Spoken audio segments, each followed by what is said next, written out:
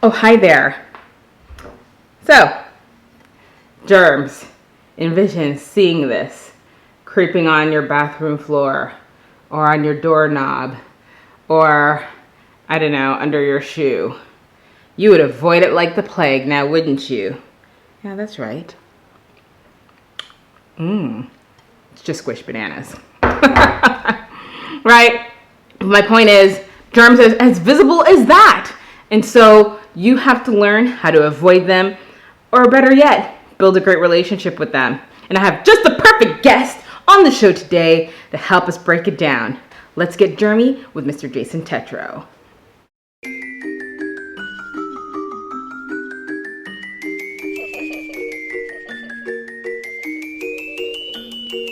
Hey everybody, really glad you can join me on today's episode.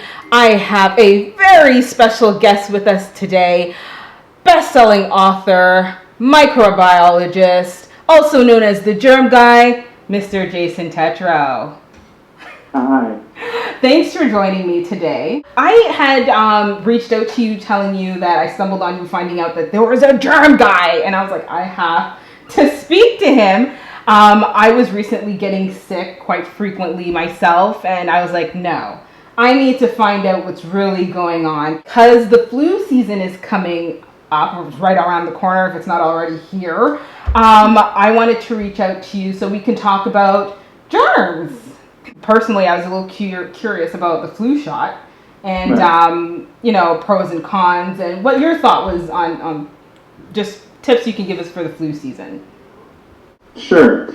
Well, I just want to start off by saying that when it comes to flu, people always think about, some virus and they don't really understand it and sort of, it just comes once a year or something.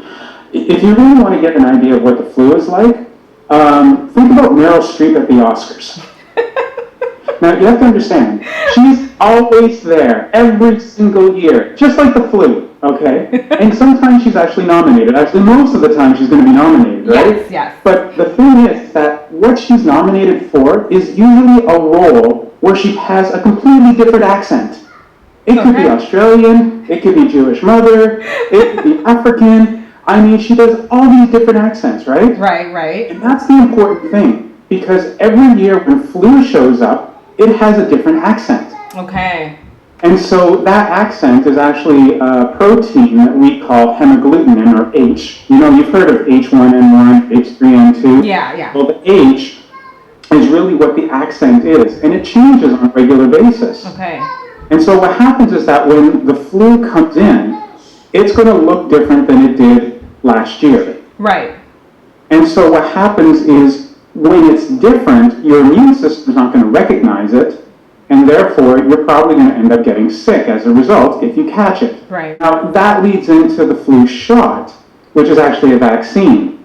And if you think about it, Meryl Streep, she'll be nominated, and the only way she doesn't win is if there are other nominees who are going to be better. Right. And that's kind of like the vaccine. The vaccine is really there to try and get your immune system already prepped for when the flu shows up so that it doesn't do anything to you. It's really training your immune system. Okay. And most of the time, it actually does a really great job. They are able to predict what that accent is and somehow negate it. Wow, okay. Unfortunately, it doesn't always happen that way, and we've seen that happen in the last few years where Meryl actually still wins the dang award. And the vaccine doesn't work and people still end up getting sick. I mean, It's not like it's a crapshoot, but by the same respect, sometimes the accent changes so much that you're just totally overwhelmed by it, and even the vaccine won't help. Okay. So that's really what you're talking about when you're thinking of the flu. We hear all these people talking about, get the shot, get the vaccine, etc. I say you have to qualify for it. Okay.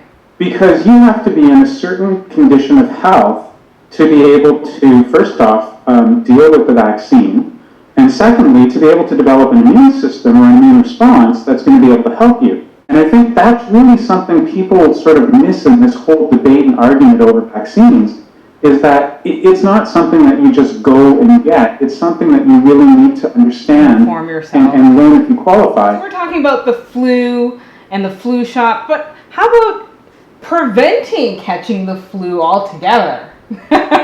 Well, if you want to stop seeing Meryl Streep win awards, just turn off the Oscars, right? We have to go out. Right, that's right. We have to go and do things. So there are some ways to be able to prevent the flu from getting into you. One of them is what I call social distancing. And that is essentially when people are hacking and coughing. By the way, you don't sneeze when you have the flu. Right. If you sneeze, you don't have it. Okay. But when you're hacking and you're coughing up to 6 feet away from you, you'll be able to spread that virus. Right.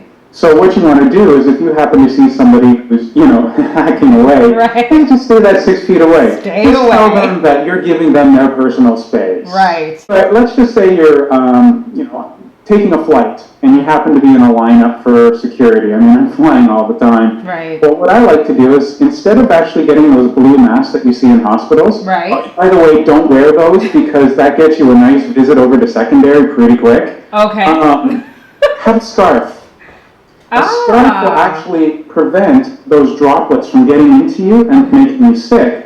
And another thing is that depending on the type of scarf you use, it can be a fashionable way to make yourself look really fancy. Right, instead of scary. Because I find like those masks, like the minute somebody has one of those on, I'm like, I need to stay away from you.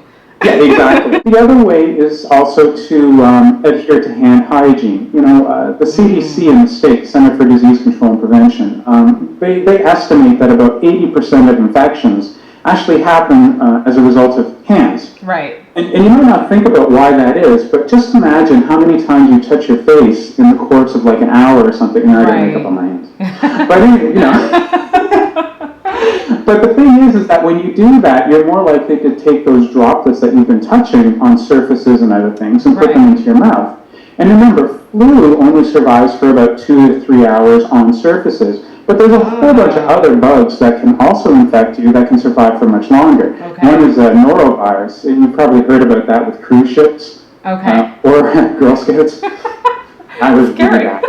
But that virus, which essentially keeps you completely contained to a washroom right beside a toilet or a bathtub for 48 to 72 hours, that can survive for a month. Wow. Okay. And it's interesting. I'm glad you bring that up because that was going to be one of my questions: is how long can these germs survive on surfaces? Like if somebody sneezes on the table, how long does it take before it's no longer an infected table? Well, yeah, it's definitely, you're at DEFCON 4 for about 2 hours.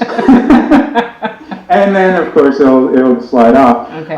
But the best way to prevent this from happening isn't to worry too much about the surfaces. It's actually to worry about your hands. And so good hand washing is always a great way to prevent infection. And if you don't happen to be by a sink, which happens to be most of the time, an alcohol hand sanitizer is absolutely fantastic. If it's got 62 to 70% alcohol in it, you put it on your hands and you keep them wet for 15 seconds. First off, it feels really great. And the second thing is that it's going to remove the majority of microbes that could cause infection. So that's really how you do that. Now that's outwardly preventing the flu. Inwardly, there's actually been some work done that shows that, if you keep your vitamin D levels high, you're going to be able to help fight an infection. Okay. There is now evidence that's showing from clinical trials that, taking your daily probiotics or fermented foods is also going to help. Okay. And there's this really cool concept that's now out in stores. It's actually a spray. And what you do is you spray it much like you would, if you're going to sing or kiss somebody. Right. What it does is it actually blocks the virus from getting into your cells, and that way it actually helps to prevent infection. Interesting. Yeah, and I actually wrote about that several months ago, and it was really interesting to see people go, oh my goodness, you can take a spray to help prevent infections. It's wonderful. That's fascinating. And and this all reminds me of, there's something that actually really attracted me to you when I found out about the Germ Guy, and that was, you mentioned it's not so much being afraid of the germs, but it's bettering your relationship with them. So I find like what you're saying here is it's not so much like you mentioned, being worried about the surface, but how am I going to, better hygiene and like preventative, I guess, measures to avoid getting these germs that would make us sick. Yeah, absolutely. So this is kind of, I guess, random, but for instance, I get a cold or I catch the flu and I have a toothbrush, for instance. I'm using this toothbrush. I'm no longer sick, or actually maybe not I'm no longer sick, but how long should I until I stop using the toothbrush or change the toothbrush. Not sure if you really get my question, but can it make me sick again? Yeah, well, when it comes to a toothbrush, okay, as long as you're running it under really, really hot water every single time you use it, maybe for about 5 seconds, then whatever happens to be in the bristles is going to be removed out, right? Okay. You probably also want to do that after you brush your teeth, right? Makes sense. And as for how long you should use it, that's really what your dentist tells you, and I think it's about a month to 3 months, depending on how often you use it. Mm-hmm. What I'm more concerned about isn't the toothbrush, but the proximity of it to your toilet. Ah. See, the people have their toothbrush within about 6 feet of that toilet, and the thing is that if the lid is up when you flush, then droplets come out. This was actually done back in the 1970s, so this has been known for quite a long time in the microbial world. And those droplets are going to contain, well, anything that you may have deposited into it. Right. Those droplets could potentially end up on your toothbrush. That's scary. Well, it's not necessarily scary, but it can be potentially gross, because if you're not washing your toothbrush the way I just said, and there's a good likelihood that over the course of 8 hours between the flush and the next time you brush your teeth, you may end up with millions of these toilet bacteria on your brush, and then that's going to get into your mouth, and that could potentially lead to, maybe bad breath, or depending on what was in there, it could lead to, gum disease. Wow. So the reality is that while 5 seconds under hot water is going to be the best way to, on a daily basis or on a regular basis, to keep your toothbrush clean, another really good thing is just simply to keep the lid down when you flush. Okay. And I know that, there are probably some guys out there who are listening to this, and you know what, guys? If you want to keep your relationships alive, keep the seat down as well. Got it? That's right. You heard it here. Keep the seat down. Okay, so this wasn't meant to, my intention wasn't for it to go into the bathrooms, but since we're on the topic, I've always been, I have a fear of bathrooms. Private bathrooms, and that is because of, I just envision that there are 1,000 of germs that I cannot see that are just creeping all over the place. I guess my parents kind of have to do with that too. When we were kids, it was always like double ply, cover, don't touch this and don't touch that. So bathrooms, particularly, specifically public bathrooms, because I'd like to think that most people try to maintain and clean their own bathrooms. Public bathrooms, how germy are those? Well, I just have a question for you. When you go to a public bathroom, yes. Do you lick the sink? No. Then you're going to be pretty much okay. Okay. There have actually been studies done where they've looked at public bathrooms, and the reality is that there's very little risk. The only real problem could be if someone has norovirus, because that could spread in the air. Okay. But most of the time, any of the possible pathogens that will be coming from use are going to end up in the sink. And so, really, unless you're licking the sink, there's no problem. Okay. There is, however, one slight sort of caveat to that. We're not completely safe. We're not completely safe yet. This was something I actually ended up doing many, many years ago for some television. I went to a university, and I was checking all these different areas, and we went to the bathroom. We then did the same thing at a shopping mall. We did the same thing at an airport. And I happened to find a really interesting place where I found the most potentially pathogenic microbes. It was the bathroom, but not where you're probably thinking. Okay. It wasn't the seat. Can you take a guess as to where it might have been? The handles? No. Okay. Not the handles of the toilet, but the handles of the doors. Yes! And the thing I never is, touch those. Those rarely get cleaned properly, and they are riddled with microbes. Okay. And it got to a point where I didn't even have to know which gender was being used, because I could tell from the bugs I was isolating. Right. All right? And we're not going to get into the bread and beer conversation, so don't worry about that. Okay. But the fact of the matter is that people are definitely not washing their hands properly, and then they're depositing whatever there's left on their hands on that handle for the door. So you may wash your hands perfectly well, but even if they're remotely damp, the minute that you touch it or the minute that you push, all of a sudden there's a likelihood that you may end up once again transferring it to your mouth or somewhere else. Yeah. See, and that's what I've always suspected. So when I leave the bathroom, I tend to, and this might not, you could correct me if I'm wrong or if it's not right, but I'll use the paper towel, I'll dry my hands, and I won't throw it out right away. I find that most bathrooms now have a garbage disposal on your way out. I'll use the paper towel to help me open the door. Then I'll throw it out and I'll step out rather than touch the handle with my bare hands. Right, and if you do happen to be in a washroom where they don't have the towels, right, they've only got, yeah. What you do is you have your hand sanitizer with you. As soon as you leave the washroom, then put it on, 15 seconds, good to go, keep on shopping. Perfect. I also want to touch on the cold. And this is, you'll hear something like, oh, I feel like I'm getting sick, like I'm catching the cold. And somebody will say, oh, maybe you've been, the weather is changing. Do we really catch the cold because the weather is changing? Or is that actually just germs that we've contracted? It's kind of an indirect thing. Okay. I'll say it this way. You have to be within 6 feet of somebody who's coughing, hacking, sneezing in order for you to get it. Right.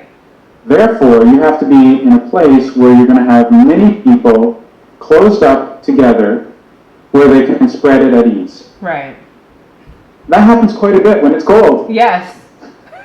So here's something I do want to share with you. This was something that happened back in 2005. Mm-hmm. And it was the fact that there was a scientist who essentially wanted to find out whether or not he could use science to make his, shall we say, teenage son wear proper footwear during the winter time. Okay. So they went and they did a study where they looked at all sorts of different people where they were wearing different footwear and found out whether or not they were more likely to catch a cold. Mm-hmm. Well, it turns out the people who had cold feet actually were more at risk for catching a cold. Okay. Now, this didn't have anything to do with the actual temperature outside. It had to do with the temperature inside. Because when your body suffers a dramatic change in temperature, your immune system goes down. Okay. It actually gets suppressed. Oh. And when that happens, if a virus does happen to trickle its way in and you haven't taken a spray to block it, then you're more likely to actually get that infection. Right. And that's really why when we see people in the cold, we want to make sure that they're trying to stay as warm as possible. And again, if you are going to have to gather with people, get that scarf out. You have your latest the book, the Germ Files, which is all about that. So you could tell the audience about what your book is all about. Well, I had written the Germ Code back in 2013, and I traveled all over the world, and it was great because people were just asking me questions. I would give a half-hour, 45-minute talk, and I'd be standing there for the next hour and a half answering questions. Well, I compiled a lot of those questions together and realized that they were sort of in themes. And then what I did is I took those questions from those themes and answered them. Okay. But I did it in such a way that, as you can tell, I didn't use much Latin yet, have I? No, you're doing well. You're doing well. When you're doing it from that perspective, what happens is that you make it very interesting, entertaining, but also useful. Yes.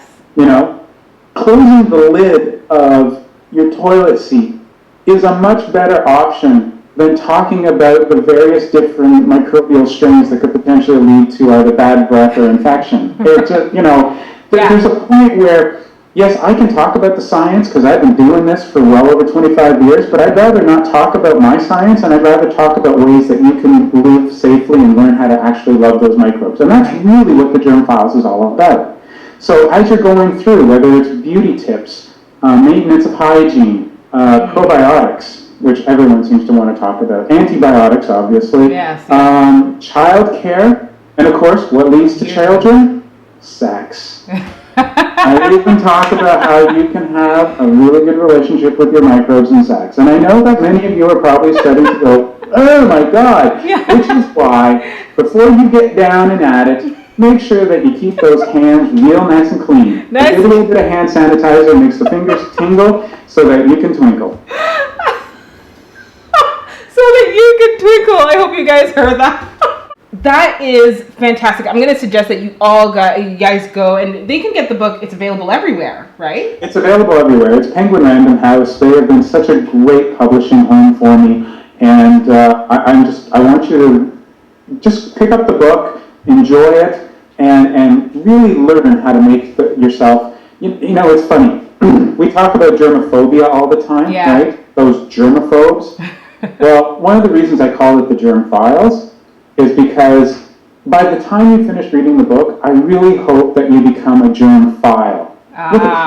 Okay. So, you say germaphobes, and I was actually curious about this. Germaphobes, they're more likely to get sick, I would assume, right? No, not really. No? Again, what germaphobes do is they're more likely to be maintaining cleanliness around them. Okay. But the problem is that germophobia is very difficult to maintain because microbes are pretty much everywhere. And unless you know about, the 4 different types, it makes it very difficult for you to exist. Okay. So the people who are truly germophobic may not catch more viruses, but they may find themselves having a much more difficult time socially. Okay. And in your book, do you talk about relationship with germs and like pets? Kind of like if you have a pet and all of that. Actually, I compare dogs and cats and tell you which one is the best. Oh, and what about fruits? Like how you should actually wash your fruits and like how much germs are on there. It touches on everything. There's a little bit of that with respect to food. Some of that actually comes from the Germ Code when I talked about travel and how to avoid getting sick when you're traveling. Yeah. But if you do read it and you still have a question, it's very easy to find me. Just go to jasontetro.com and follow the links and you'll be able to get a hold of me. Perfect. So not only get the Germ Files, but get the Germ Code too. And and Jason Tetro, he is available. I will be putting all of his information in the description box below. So make sure to check. My goodness, I can't speak today. Make sure to check Jason Tetro out. Jason, thank you so much for your time today. It's been a pleasure. I feel more informed. I feel like I can go out there and start a relationship with germs and become a germ file. Fantastic. And I'm glad that you're having a great time as well, because the more that people laugh and have a great time with germs, the more likely it is we're going to see a lot more of that germophilia going around. Perfect. Well, and guys, thank you for watching. And until next time, remember, rise and reign, and I'll see you in my next video.